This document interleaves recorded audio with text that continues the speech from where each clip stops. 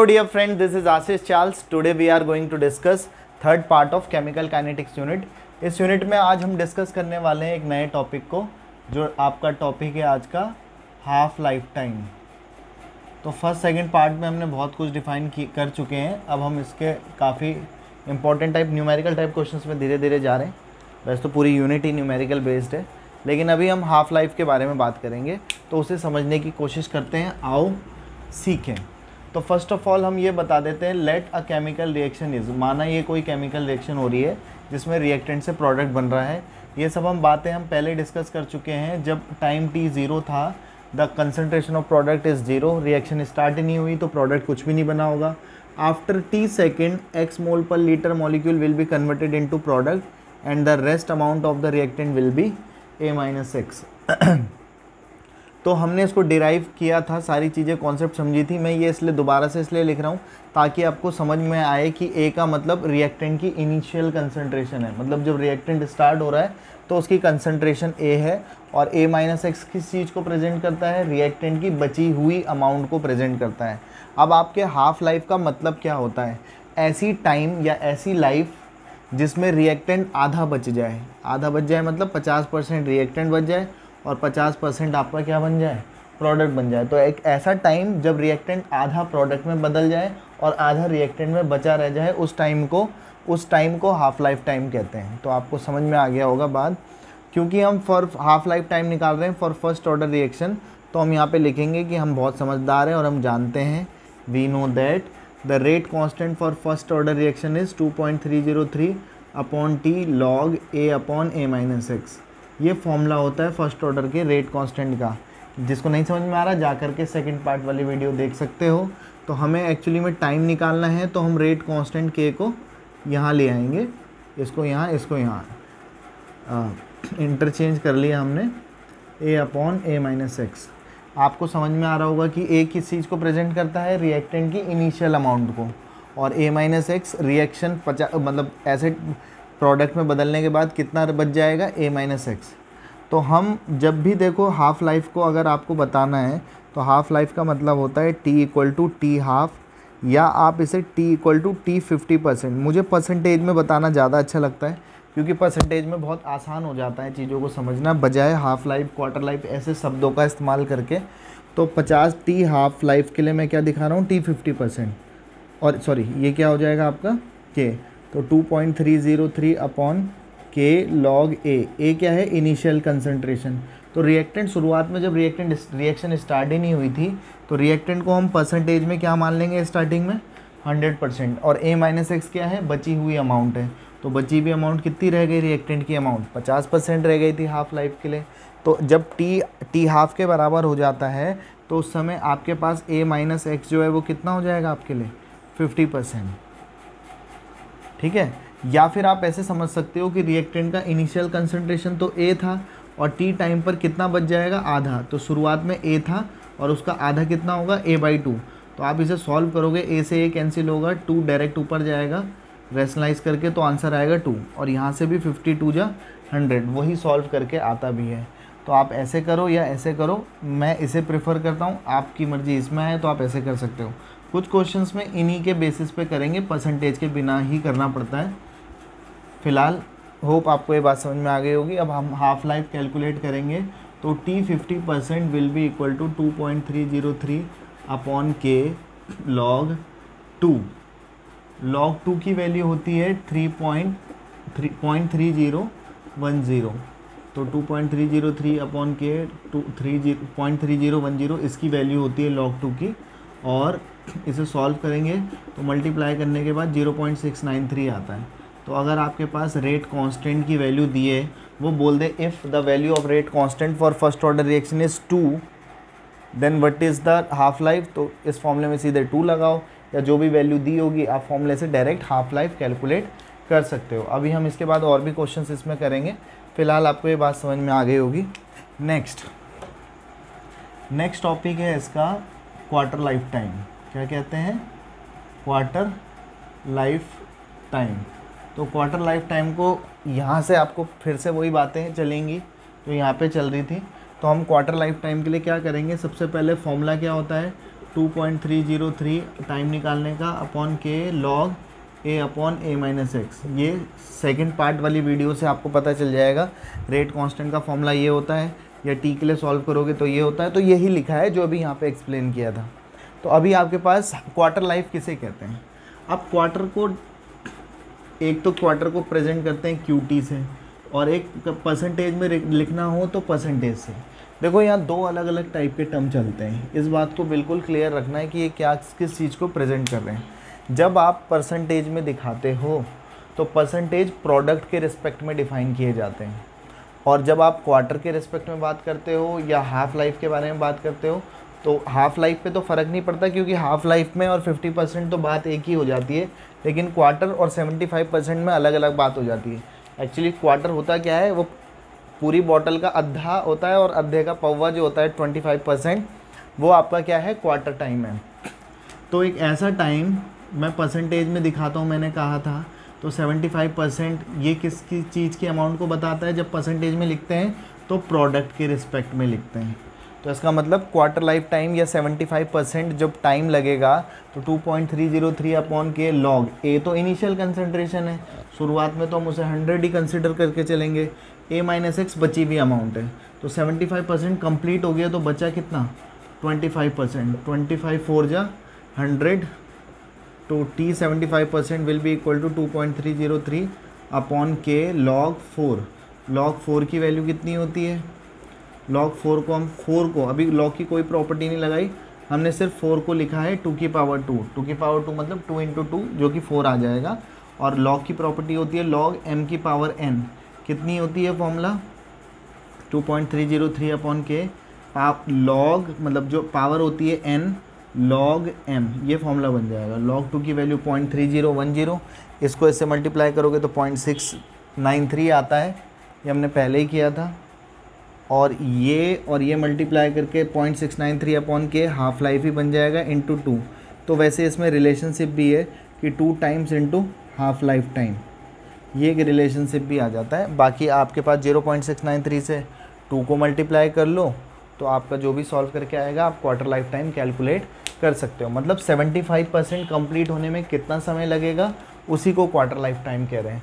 तो होप आपको ये बातें दोनों समझ में आ गई होगी। पॉज करके स्क्रीनशॉट ले लें।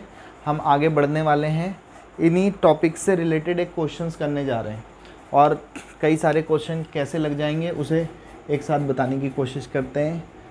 स्क्रीनशॉट ले लो, बाकी आगे बढ़ते हैं। पॉज करके स्क्रीनशॉट करके लिख भी लेना, क्योंकि कितना भी पढ़ा लो मज़ा तो तुम्हें लिखने में ही आता है। और स्क्रीनशॉट वाले काम तुम्हारे फ़ोन में कभी खुलेंगे नहीं, इसलिए नोट करके लिख लिया करो। कॉपी में अच्छे खासे नोट्स बना लो, प्रॉपर तरीके से यूनिट पढ़ाई जा रही है। नेक्स्ट टॉपिक पे हम बात कर लेते हैं, जो कि क्या है, एक क्वेश्चन कर लेते हैं जो टॉपिक हमने अभी सीखा। क्वेश्चन ये है, half life for first order reaction is 10 minute. Suppose half life और फर्स्ट ऑर्डर रिएक्शन का जो हाफ लाइफ है वो 10 मिनट है। वो बोल रहा है कैलकुलेट पहला। एक्चुअली ये 5 क्वेश्चन बन जाएंगे अलग अलग। t 75% कैलकुलेट करो, t 87.5% कैलकुलेट करो, t 90% कैलकुलेट करो, t 99.9% कैलकुलेट करो। 5वां क्वेश्चन है t 100% कैलकुलेट करके बता दो। ये 5 न्यूमेरिकल क्वेश्चन है, जो टॉपिक अभी बताया उसी पे बेस्ड न्यूमेरिकल क्वेश्चन है। पाँचों के पाँचों एक ही ब्रह्मास्त्र से सॉल्व हो जाएंगे। ब्रह्मास्त्र क्या है याद दिलाएं, हम बहुत समझदार हैं और हम जानते हैं, we know that. For first order reaction t equal to 2.303 upon K log a upon a minus X. ये इक्वेशन नंबर फर्स्ट, यही फॉर्मूला है फर्स्ट ऑर्डर के लिए। सारे आधी से ज़्यादा यूनिट फर्स्ट ऑर्डर का जो सारा पोर्शन है वो इसी फॉर्मूले से काम चल जाता है, और ये सेकंड पार्ट में प्रूफ कर दिया है। तो हम बात कर लेते हैं, हाफ लाइफ आपको दिया है, हाफ लाइफ मतलब t 50% आपको गिवन है, कितना है 10 मिनट, इक्वल टू करेंगे 2.303 अपॉन के लॉग, क्या लिखते हो a upon a minus x. अभी बताया था हाफ लाइफ के लिए, इसको सेकंड मान लेंगे। वैसे तो मैं इसे सॉल्व कर सकता हूँ, 0.693 अपॉन के आ जाता है, ये log 2 बनता है, log 2 की वैल्यू 0.3010 आती है मल्टीप्लाई करके, लेकिन उसे सॉल्व मत करो, वो बाद में बताएंगे। t 75%, सेकेंड क्वेश्चन ये सॉल्व करना है, ये तो दिया है 10 मिनट। दूसरा आपको ये कैलकुलेट करना है, तो पहले मैं इक्वेशन तैयार कर लेता हूँ, फिर से फर्स्ट ऑर्डर के फॉर्मूले में t 75% लगा रहा हूँ, ये फॉर्मूला है। तो t 75% के लिए 75% प्रोडक्ट के लिए है, तो 75% रिएक्टेंट प्रोडक्ट में बदल गया, तो प्रोडक्ट 75% बन गया, तो बचेगा कितना 25%, तो यहाँ पर लिख लेंगे 25। इसको इक्वेशन नंबर 3 पढ़ लेते हैं। फिर नेक्स्ट t क्या निकालना है आपको, 87.5% will be equal to 2.303 upon K log a upon 87.5% percentage में लिखा है, इसका मतलब प्रोडक्ट बन गया, तो बचा कितना होगा 12.5, equation number 4। Next t 90% will be equal to 2.303 upon K log a upon a minus X. 90% complete हो गया, तो बचा कितना 90% कंप्लीट हो गया, तो a माइनस एक्स फॉर्मूले में बची हुई अमाउंट है जो कि 10 बचेगी। होप आपको समझ में आ रहा होगा। नेक्स्ट है question t 99.9% will be equal to 2.303 upon K log a upon a minus X. 99.9% complete हो गई, तो बची कितनी 0.1%। तो ये अभी तक हमने कुछ भी सॉल्व नहीं किया, बस जो क्वेश्चन पूछे थे वही गए, और उसमें से ये सारे के सारे क्वेश्चंस जो हैं वो इन्हीं एक ही फॉर्मूले से काम चल जाएगा। 5 इक्वेशंस बन गई है, लेकिन सब कुछ इसी ब्रह्मास्त्र से हो रहा है। तो आओ इसे सॉल्व करें। आप एक काम क्या कर सकते हो, देखो इस फॉर्मूले को अगर आप ध्यान से देखो तो आपको पता है 0.693 अपॉन के आता है। आप यहाँ से के की वैल्यू कैलकुलेट कर लो, क्योंकि ये तो 10 मिनट गिवन है। जब ये 10 हो गया तो आपके पास पूरी इस फॉर्मूले में अननोन चीज़ बचेगी के की वैल्यू निकालो और यहाँ पे पुट करते रहो और सॉल्व करते रहो, आपके आंसर आ जाएंगे। एक तरीका है ये। दूसरा तरीका आसान वाला हमारा वाला, उसमें क्या करना है आपको, हम एक काम करते हैं, now equation number 3 divided by 2, third को 2 से डिवाइड कर रहे हैं, तो क्या आएगा t 75% divided by t 50% will be equal to ये डिवाइडेड बाई ये, इससे ये कैंसिल। अच्छा एक चीज़ और, यहाँ पर कई बार बच्चों को लगता है कि k1 k2 k3 k4 k5 क्यों नहीं किया। एक्चुअली आपने कंसंट्रेशन में चेंज कर रहे थे, अमाउंट में चेंज हो रहा था रिएक्टेंट या प्रोडक्ट की, तो कंसंट्रेशन में चेंज करने पर रेट कांस्टेंट पर कोई फ़र्क नहीं पड़ता है। ये केमिकल काइनेटिक का स्टेटमेंट है। और वैसे भी एक ही रिएक्शन हो रही है जिसके लिए ये सारे क्वेश्चंस हैं, तो उस रिएक्शन के लिए या उस पर्टिकुलर रिएक्शन के लिए रेट कांस्टेंट ही रहेगा, इसीलिए उसे रेट कांस्टेंट भैया कहते हैं। इसलिए k1 k2 k3 वाली बदतमीजियाँ नहीं करेंगे, के ही लिखेंगे। तो थर्ड को मैं अब इससे डिवाइड कर रहा हूँ। अब मेरा एक तरीका तो ये था कि के की वैल्यू निकाल लेता इस वाले फॉर्मूले से, लेकिन उससे अच्छा तरीका ये है कि जब मैं इसको इससे डिवाइड करूँगा तो इससे कट जाएंगे, और कट जाएंगे तो मेरी कैलकुलेशन बहुत कम हो जाएगी और ज़्यादा सॉल्व नहीं करना पड़ेगा। बाकी आपको जिसमें मज़ा आए वो आप कर सकते हो। सॉल्व करके ये बनेगा log 4 और ये क्या बन रहा था log 2। जब मैंने डिवाइड किया तो इससे ये कैंसिल हो गए थे। आगे बढ़ा देते हैं। log 4 को भी बताया था 2 की पावर 2, फिर 2 log 2 बन जाएगा log की प्रॉपर्टी होल्ड करके, तो 2 log 2 डिवाइडेड बाई log 2 निकल लो, कितना आ गया 2। तो t 75% divided by t 50% equal to 2। ये चीज़ मल्टीप्लाई होगी इससे, तो ये तो 2 है, और ये कितना गिवन था क्वेश्चन में, कितना गिवन था हाफ लाइफ 10 मिनट्स, तो 2 इंटू 10 कितना आ जाएगा 20 minute.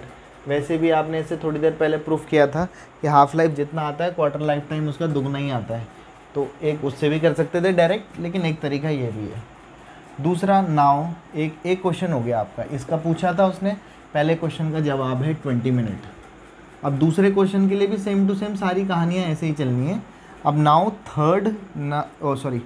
Equation number 4 divided by second. Equation number 4 क्या है, t 87.5 डिवाइडेड बाई t 50%। इससे जब इसको डिवाइड करेंगे तो इससे ये कैंसिल हो जाएंगे, ये बचेगा log 100 अपॉन 12.5, तो डेसिमल हटाएंगे तो ये बन जाएगा 1000, और इसको 8 टाइम कैंसिल करेंगे तो ऊपर बचेगा आपका log 8, नीचे बचेगा आपका log 2। log 8 divided by log 2, 52 जाइए 100। तो अब इसे आगे बढ़ाएं तो log 8 को लिख सकते हैं 2 की पावर 3 और इसे लिख सकते हैं log 2। log m की पावर n क्या होता है, n log m divided by log 2। इससे कैंसिल 3 और ये तो इससे कैंसिल हो गया, कितना आया बच के 3 और 3 की मल्टीप्लाई इसे सॉल्व करना है तो ये कहाँ जाएगा 3 के साथ। तो t 87.5% will be equal to 3 into t 50% जो कि उसकी वैल्यू थी 10 मिनट। 3 इंटू 10 इक्वल टू कितना समय लगेगा 30 मिनट का समय लगेगा। सिमिलरली जब आप इससे इसको डिवाइड करोगे तो इससे log 10 की वैल्यू 1 हो गई, 1 अपॉन डिवाइडेड बाई ये, इसे सॉल्व कर लोगे डेसिमल हटाओगे तो ये 1000 आ जाएगा। 1000 को log 10 की पावर 3 लिख लेना और log m की पावर n क्या होता है n log m, log 10 की वैल्यू होती है 1 तो यहाँ पे फिर से 3 आ जाएगा। तो आप इन सबको एक दूसरे, इसको नेक्स्ट क्या करोगे फिफ्थ डिवाइडेड बाय सेकेंड, फिर नेक्स्ट में कर लेना 6 डिवाइडेड बाय सेकेंड। तो आपका क्या भी कैलकुलेट हो जाएगा, t 90 भी कैलकुलेट हो जाएगा और t 99.9% भी कैलकुलेट कर लोगे। तो this is homework for you, दोनों के दोनों कर लेना। आंसर निकालने के बाद जवाब कमेंट में भेज देना, पढ़ लो तो कर लो तो ये काम आपने करना है। अभी भी आपको लग रहा होगा आपने इन सवालों के बारे में तो बात ही नहीं करी। वैसे तो उस इक्वेशन को भी मैं यहाँ पे लिख सकता था, जब मैंने इतनी इक्वेशंस बनाई थी तो एक इक्वेशन और बन जाती, उसको थोड़ा सा अलग से सीखेंगे। वो भाई साहब अलग हैं थोड़े से, उनको अभी बताते हैं। पॉज करके स्क्रीनशॉट ले लो फ़िलहाल, तो आगे बढ़ जाते हैं। नेक्स्ट इसको हम अलग से बता रहे हैं, 5th वाले क्वेश्चन को। वैसे तो वहाँ पे भी बता सकते थे, कोई दिक्कत नहीं है। फॉर्मूला आप जानते हो 2.303 upon K log a upon a minus x. अब 100% टाइम कंप्लीट, 100% का क्या मतलब है, परसेंटेज में बोल रहे हैं तो 100% प्रोडक्ट बन गया। तो रिएक्टेंट कितना बचेगा, कुछ नहीं बचेगा, सारा रिएक्टेंट जो था वो प्रोडक्ट में 100% बदल गया। तो रिएक्टेंट कितना बचेगा आपका 0, कुछ भी नहीं बचेगा। तो log a मतलब इनिशियल कंसंट्रेशन, वो तो हम 100% मान के जानते हैं। तो अब 100% कंप्लीट होने में जो रिएक्टेंट की अमाउंट जो a माइनस एक्स होती है वो कितनी हो जाएगी 0, और समथिंग अपॉन 0 होता है infinite. 2.303 upon K log infinitive, और क्योंकि समथिंग अपॉन 0 होता है इन्फाइनाइट और log इन्फिनिटिव की वैल्यू होती है इन्फिनिटिव इंटू समथिंग होता है इन्फिनाइट। तो आपका कितना समय लगेगा कंप्लीट होने में, फर्स्ट ऑर्डर की रिएक्शन को कंप्लीट होने में इन्फाइनाइट मिनट लगते हैं। याद रखेंगे आप लोग, यही स्पेशल बात थी इसमें। तो फर्स्ट ऑर्डर की रिएक्शन, इसका मतलब इन्फाइनाइट समय तो हमारे पास है नहीं, हमें तो पेपर में और भी क्वेश्चन लगाने हैं। तो फिलहाल आप ये ध्यान रखोगे कि फर्स्ट ऑर्डर की रिएक्शन को कंप्लीट होने में इन्फाइनाइट मिनट लगते हैं। यहाँ से फिर एक वाइवा का क्वेश्चन बनता है। वाइवा वाला आपसे पूछता है कि फर्स्ट ऑर्डर की रिएक्शन को कंप्लीट होने में कितना समय लगेगा, t 100% बता दो। तो कुछ बच्चे तो इन्फाइनाइट तक भी नहीं पहुँच पाते, समथिंग अपॉन 0 उन्हें लगता है कि 0 है और आंसर 0 मिनट आता है। तो ऐसा तो होता नहीं है। पहले तो ये जो आया है वो तो समझ में आ गया होगा इन्फाइनाइट। तो कुछ बच्चे तो इन्फाइनाइट तक ही नहीं पहुंच पाते क्योंकि उनसे ये कैलकुलेशन भी नहीं हो पाती। फिर कुछ बच्चे उनसे कहते हैं कि सर इन्फाइनाइट मिनट लगेंगे या इन्फाइनाइट सेकंड लगेंगे या आर लगेंगे, इन्फाइनाइट आर्स लग जाएंगे। तो वो बच्चों से एक सवाल करता है। फिर उसके बाद अगर कुछ बच्चे यहाँ तक पहुँच जाते हैं तो अब उसका सवाल शुरू होता है।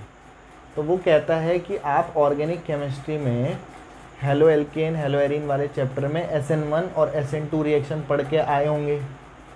तो आधे बच्चे यहीं ढेर हो जाते हैं क्योंकि उन्हें ये भी नहीं पता होता। फिर कुछ ने कहा होगा कि हाँ सर होता है।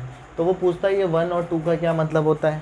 तो इस 1 और 2 का मतलब मैं आपको बता दूं, ये ऑर्डर ऑफ रिएक्शन होता है। क्या होता है, ऑर्डर ऑफ रिएक्शन। तो वो आपसे पूछेगा, आप कह रहे हो कि फर्स्ट ऑर्डर की रिएक्शन को कंप्लीट होने में इन्फाइनाइट मिनट लग रहे हैं, लेकिन फर्स्ट ऑर्डर की रिएक्शन ये जो SN1 वाली है उसे तो आप पूरी लिख के बताते हो कॉपी में, हेलो एल्केन हेलो एरीन वाले चैप्टर में। तो स्टूडेंट कहता है कि हाँ सर लिखते तो हैं। फिर आप ही कह रहे हो कि इन्फाइनाइट मिनट लगता है, वो आपसे बोलेगा, और आप ही कह रहे हो कि उसे कंप्लीट होने में इन्फाइनाइट मिनट लगेंगे, मतलब कंप्लीट ही नहीं होगी कभी भी, तो आप इसे कैसे कंप्लीट कर लेते हो। तो उनसे बोल देना सर ऐसा है कि फर्स्ट ऑर्डर की रिएक्शन को कंप्लीट होने में इन्फानाइट मिनट लगते हैं, ये फिक्स है, और वो कभी कंप्लीट नहीं होगी। किसी के दादाजी में दम नहीं है जो उसे पूरा कंप्लीट करके बता दे। तो बात बस इतनी सी है कि 99.9999% में मान लेते हैं कि वो हो गई अप्रॉक्सीमेटली, कंप्लीट नहीं होती है क्योंकि उसे कंप्लीट होने में इन्फानाइट मिनट लगेंगे, ये पक्का है। बाकी थियोटिकल वे में या कॉपी में हम उस चीज़ों को रिएक्शंस को लिख लेते हैं, वो इतने परसेंटेज में ही हम मान लेते हैं कि ऑलमोस्ट कंप्लीट हो गया, अदरवाइज़ वो कभी भी कंप्लीट नहीं हो सकती। अब वाइवा वाला आपको कितना भी घुमाने फिराने और ये सब की बात करे तो सर बस हमें इतना ही आता है, इसके अलावा हमें कुछ नहीं पता, बस ख़त्म। बाकी वो आपसे कुछ नहीं पूछेगा आगे जा कर के, मतलब फिर वो आगे और सवाल करेगा, वो समझ जाएगा कि पढ़ के आया थोड़ा सा। बाकी होप आपको ये बातें समझ में आई होगी जितना भी कुछ बताया है। इसके बाद बाकी जी लो अपनी ज़िंदगी, कल पियेंगे खून नेक्स्ट वीडियो में मतलब। तब तक के लिए have a good day, good bye, good night, शुभ रात्रि, शब्बा खैर।